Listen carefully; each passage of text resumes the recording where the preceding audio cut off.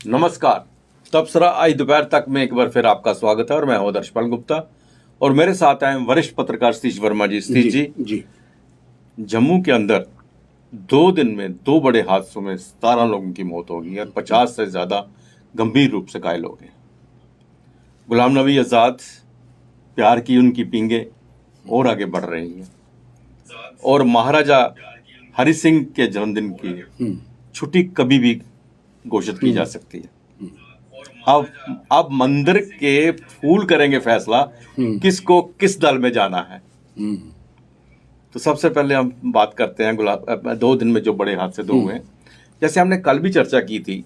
कल भी एक बड़ा हादसा हुआ था जिसमें पुंछ के मफलियाज में इसमें 12 लोगों की मौत हो गई और आज फिर जम्मू से पुंछ गाड़ी जा रही थी जिसे मंझाकोट के पास वो एक खाई में गिर गई और उसमें से 5 लोग मारे गए, बहुत सारे जख्मी हो गए। रोज इस बात पे चर्चा होती है, हर दिन दूसरे दिन जैसा हमने कहा कि ऐसे एक्सीडेंट हो रहे हैं। और सबसे बड़ी बात है अकाउंटेबिलिटी कोई नहीं है किसी को। अभी दूसरा बड़ा हादसा हो गया है दूसरे दिन में, कल भी हादसा हुआ, एलजी साहब भी वहां गए, सब कुछ हुआ, लेकिन कोई एक्शन नहीं लिया गया, किसी के विरुद्ध कोई एक्शन नहीं लिया गया। आखिर क्या कारण है, इन सड़कों पे हादसे क्यों हो रहे हैं इतने ज्यादा? आज इसको लेके जो अशोक गुप्ता हैं शिवसेना फ्रंट डोगरा फ्रंट के, उन्होंने भी प्रोटेस्ट किया है। उन्होंने भी इस बात वही कही है जो हम कल कह रहे थे जी जी जी कि अकाउंटेबिलिटी होनी चाहिए, कुछ चेकिंग होनी चाहिए। सिर्फ जितने भी इनके कांस्टेबल हैं, ट्रैफिक कांस्टेबल है, वो प्राइवेट गाड़ियां को ही चेक करते हैं। वो एक कोटा रखा हुआ है, हमने इतनी जल्दी इतने दिनों में इतना चलान जो है इतना रेवेन्यू देना है।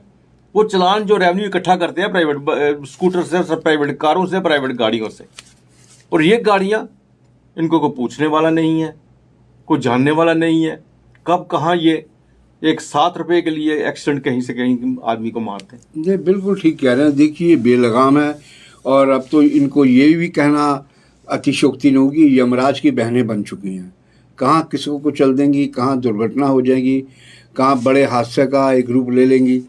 और कल ही हमने कहा था कि 2 इलाके हमारे जम्मू संभाग की अगर बात करें, 2 के बल्कि 3 इलाके हैं जो इस साइड के, हालांकि कठुआ में बिलावर, बसोली वो भी हैं, लेकिन इधर अगर बात करें ऊधमपुर, चिनाब वैली और पीर पंजाल, सबसे ज़्यादा दुर्घटनाएं हमने इन इलाकों में सुनी और देखी हैं। और ये जो हुआ है कल देखे ना, पीर पंजाल में, कल पुंछ के बफलियाज में हुआ, आज मंजाकोट में हो गया जो यहाँ से बस जा रही थी। स्वाभाविक है, चूंकि हमेशा ये कहा जाता है कि नियंत्रण खो बैठा ड्राइवर। भाई नियंत्रण क्यों खो बैठा? नौसिखिया था, कोई नशा किए हुए था, या क्या और वजह थी? वो कैसे, उसको नहीं पता उस रूट में जब चलता है कि आगे तीखा मोड़ है या आगे संकरी सड़क है। सिर्फ बात वही है कि चूंकि ट्रैफिक पुलिस का जो एक अमला है, हम सबको जनरलाइज नहीं कर रहे, लेकिन इसमें भी एक बड़ा वर्ग ये दावे से कहा जा सकता है जिसकी दिलचस्पी केवल चांदी कूटने में है। डायरियाँ रखी हुई हैं, नाके पे कौन सी गाड़ी निकली, और ये तो हो गया बड़े वाहनों की बात, सार्वजनिक। और जो दूसरे हैं प्राइवेट व्हीकल, उन पे इनकी पूरी ताकत लगी होती है, दोपहिया हो या चौपहिया हो, कि इनको घेरो। दिन दिहाड़े मैं तो एक दिन हैरान था देख के, दिन की रोशनी में सूर्य निकला हुआ है और जब कोई दाव नहीं लगा, कहता अच्छा लाइट जला के बुझाओ। अरे यार, दिन में रात में समझ आती है बात, मतलब उनको घेरना है किस तरीके से प्राइवेट निजी वाहन को। तो उपराज्यपाल कल गए थे, कल लोगों ने नाराजगी भी इजहार की थी कि ट्रॉमा सेंटर बने, और दुर्घटना को लेकर हमने कल भी कहा था कि कंपनसेशन देने से बात नहीं बनती। ये एक जख्म के ऊपर सिर्फ पट्टे लगाने भरा है। जिनके घर के जीव चले जाते हैं वो इन कंपनसेशन अमाउंट से वो लौटने वाले नहीं हैं। कल हमने ये भी कहा था अकाउंटेबिलिटी फिक्स होनी चाहिए, उस इलाके के जोनल अफसर ट्रैफिक की, उस इलाके के डिप्टी कमिश्नर की, जिसके डिस्ट्रिक्ट के अंदर ये बसें ट्रैवल करती हैं। कौन नीचे का अमला है जो कि जिनसे उनकी सेटिंग है, बेलगाम बसें दौड़ती हैं, कोई पूछने वाला है? जबकि ये इस टाइम पूरा सिस्टम नौकरशाही के हवाले और राज्यपाल के नेतृत्व में। तो मैं समझता हूँ आज जो शिवसेना डोगरा फ्रंट अशोक गुप्ता की बात कर रहे हैं, उन्होंने भी इन्हीं विषयों को उठाया जो कल हमने उठाया था। तो मैं समझता हूँ कि टाइम बहुत बीत चुका है, पानी बहुत बह चुका है। अभी भी शासन और प्रशासन को चाहिए इन बेलगाम बसों पर नियंत्रण करने के लिए कुछ ऐसा मैकेनिज्म तैयार करें कि ताकि ये जो बेवक्त लोग मारे जा रहे हैं, इनकी मौतों का आंकड़ा। जी, सबसे बड़ी बात है कि ये रेगुलर चलते हैं इन रोड के ऊपर, जी, ठीक है। इनको पता है, इनको हर चप्पे चप्पे का पता है, कहाँ तीखा मोड़ है, कहाँ इनको तंग गली आ रही है, कहाँ से मुड़ना है, कहाँ कुछ सड़क की प्रॉब्लम है, हर चीज का पता होता है। जी। इतना होने के बावजूद भी जी, ये सिर्फ इनकी सबसे बड़ी बात होती है। आप कहीं भी खड़े हो जाओ जी, आपको यही लगेगा पीछे वाली गाड़ी जो आगे वाली गाड़ी से आगे निकलना चाहती है कि आगे वाली गाड़ी जो है वो एक सवारी ना उठा ले। ओवरटेक इसलिए कर रहे हैं कि सवारी उठानी है हमने पहले, चाहे उसके लिए गाड़ी पलट दें, वो बात दूसरी है। बहुत बार देखा है हमने, बहुत बार देखा है कि एक सवारी उठाने के चक्कर में वो बहुत बड़ा एक्सीडेंट कर रहे थे। बिल्कुल, आप देखिए ना, मैंने डोडा में कई बार देखा कि मिनी बसें हैं, अगर अंदर 20 लोग बैठे हैं, 30 छत पे बैठे हुए। बिल्कुल। और वो डोडा के आपने देखा है दरिया के साथ कई आगे बढ़ोगे तो गहरी खाई है। मैं कह रहा हूँ आदमी का पता नहीं चलता, नीचे ऐसे गिरता है जैसे कि सुई गिर गई, खाई इतनी गहरी खाई है। लेकिन वहाँ कोई रोक टोक ही नहीं है। ट्रैफिक पुलिस वाले अपना कहीं बैठ के अपना शरबत पी रहे होते हैं बस, या कंबल ओढ़ के बैठे होते हैं, उनको कोई मतलब ही नहीं है, कोई मरे जिए।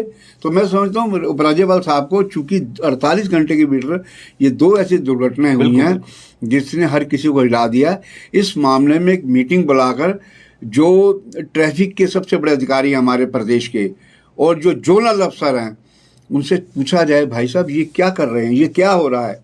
एक होता है कि अचानक कोई गलती हो, ये तो सीधा सीधा दिख रहा है कि आप रैश गाड़ी चला रहे हैं, नियंत्रण खो रहे हैं, आप या तो सीखी हैं।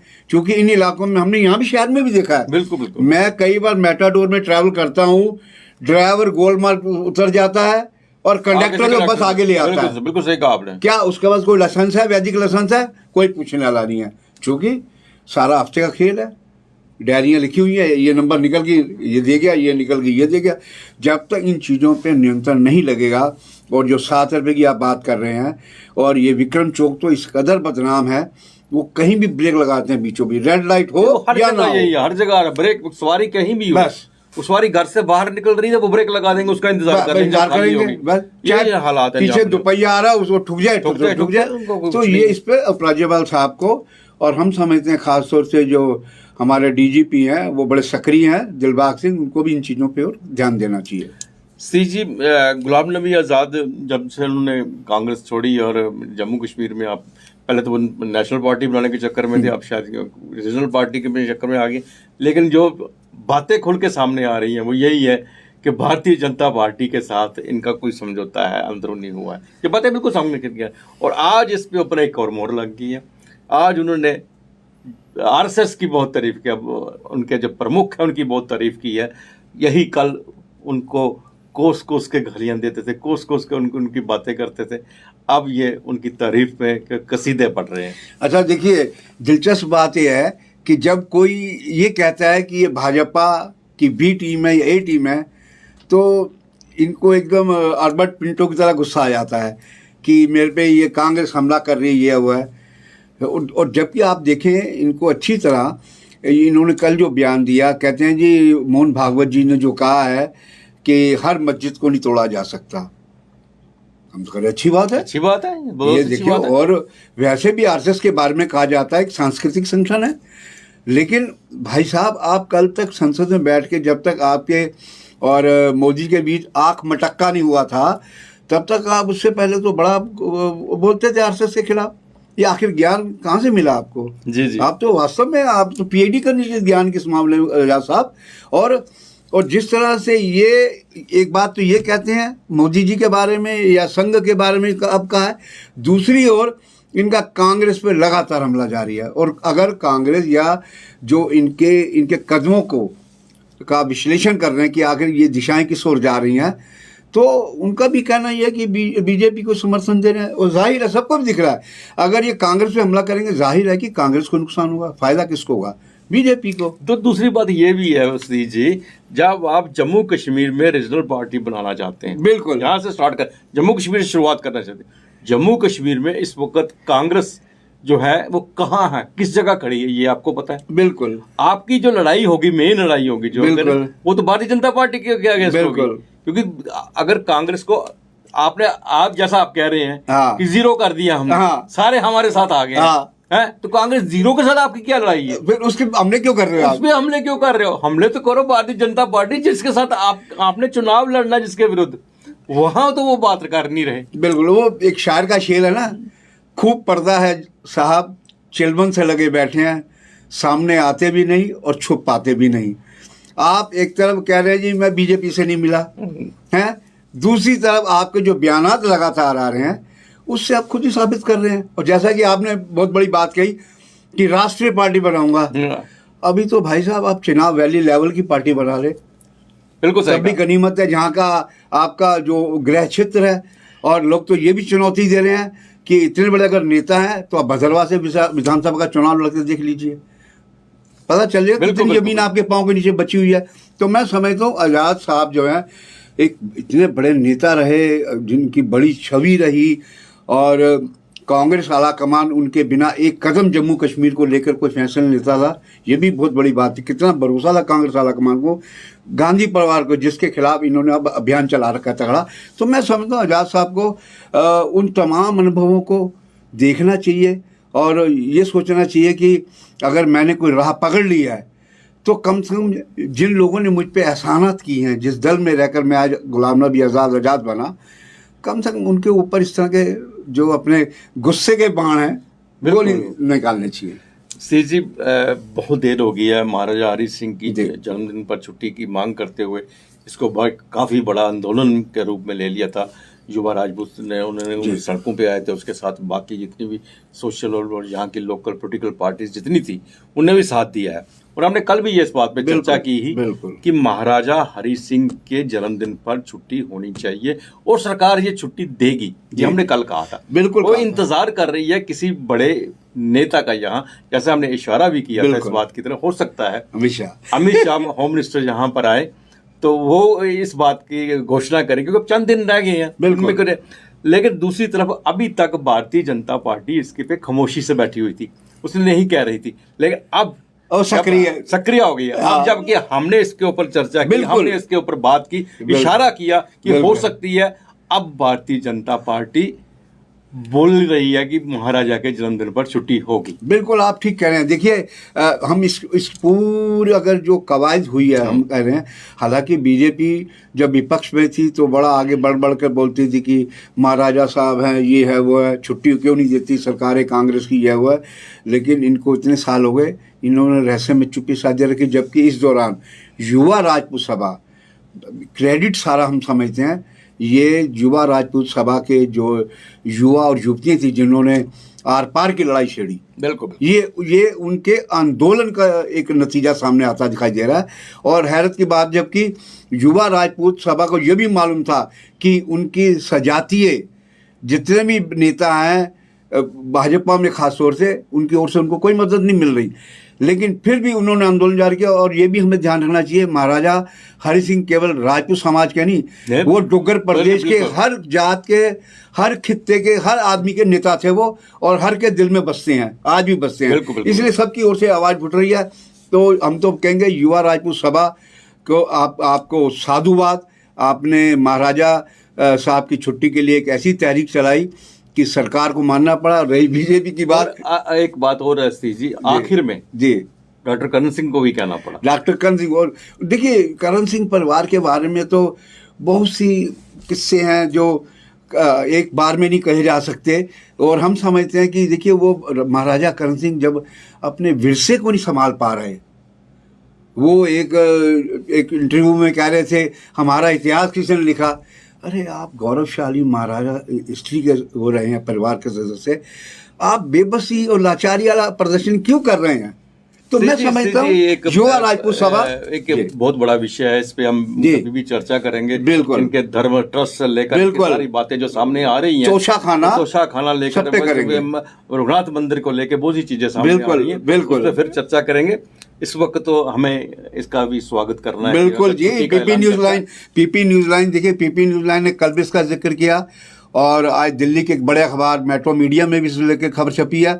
और हम समझते हैं कि हफ्ता रह गया आदर्श जी, आज एक हफ्ता रह गया महाराजा साहब के जन्मदिन के, और हो सकता है चूँकि ये हमको सूत्र ये भी बता रहे हैं ये प्रदेश बीजेपी के खाते में नहीं जा सकता, इसलिए या तो पीएम मोदी या फिर गृह मंत्री अमित शाह के स्तर पर इस छुट्टी का ऐलान किया जा सकता है। सीजे एक और खबर है जी, अब मंदिर के फूल फैसला करेंगे जी, किसको किस दल में जाना है। जी, जी, बड़ी अजीब सी बात है, दल बदलते रहते हैं। जी, जी, जी, विधायक आज जब से ये पिछले कुछ दशकों से ऐसा चल रहा है, पता नहीं चल रहा कि आज ये विधायक किस पार्टी में, कल ये विधायक किस पार्टी की तरफ चल रहे हैं। हालांकि कानून भी बना हुआ है, लेकिन वो इतनी तादाद में निकलते हैं कानून पीछे रह जाता है। बिल्कुल। हालांकि एक बार ये सबसे बड़ी जो शुरुआत की थी भजन लाल ने की थी, भजनलाल पूरा पार्टी ले गया, जनता दल में ले गया, बिल्कुल। और अब ये किसे चल रहे हैं, बिल्कुल। अभी गोवा में 11 में से दिगंबर कामत साहब 8 जो कांग्रेसी थे, हाँ, वो दिगंबर कामत साहब लेके भारतीय जनता पार्टी में चले गए। और चुनाव से पहले इन्होंने कस्में खाई थी, मंदिर में जाके कस्में खाई थी, हमने जिस पार्टी में हम चुनाव जीत के जा रहे हैं उसको कभी नहीं छोड़ेंगे। बिल्कुल। तो जब एक पत्रकार ने उनसे पूछा था आपने तो कस्में खाई थी, कहते अभी भी मंदिर में गए थे, हमने पूछा भगवान ने फूल फेंका चले जाओ, हमने चले गए। अब उसका फैसला क्या मंदिर के फूल करेंगे?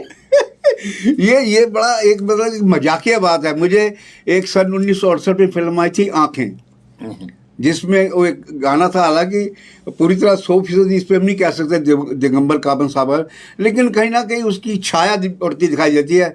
वो कहता है ना, दे दे दे अल्लाह के नाम पर दे दे, इंटरनेशनल फकीर आए हैं। तो आप अपनी फकीरों की स्थिति क्यों बना रहे हैं? आप ऐसे कुतर्क पेश कर रहे हैं कि क्या भगवान से आपकी बातचीत हुई, आप क्या समाध लगा के बैठे थे, अंतर्ध्यान हो रहे थे? मतलब राजनेता इस हद तक चले गए हैं कि भगवानों को भी अपनी खुदगर्जी के लिए इस्तेमाल करने से गुरेज नहीं करते। और ये तो दिगंबर कामत तो चीफ मिनिस्टर रहे हैं, बड़े कद्दावर कांग्रेस के। आप कह सकते हो कि हमें भारतीय जनता पार्टी से रह के साथ उन लोगों के लिए काम करने हैं, हम इसलिए जा रहे हैं, हमारे काम नहीं हो रहे कुछ, बिल्कुल, तो तर्क पेश करो। बिल्कुल। अब भगवान ने इजाजत दे दी है तो आप चले गए। ये भगवान इन्हीं का है, इन कांग्रेसियों का है, 8 कांग्रेसियों का, बाकियों का तो भगवान है ही। उनको दर्शन क्यों नहीं देते हैं? बिल्कुल, क्या जरूरत था चुनाव कराने? भगवान से ही पूछ लिया करो, फूल फेंकने के जिससे उसको एमएलए बना दिया, बात खत्म। दरअसल उनको ये लगता है कि राम नाम की नैया बीजेपी है, इसलिए उसमें बैठ जाओ और भगवान हमारी सब सुन लेंगे। तो ये था तबसरा दोपहर तक का। बाकी खबरों के लिए आप देखते रहे पीपी न्यूज लाइन। नमस्कार। नमस्कार।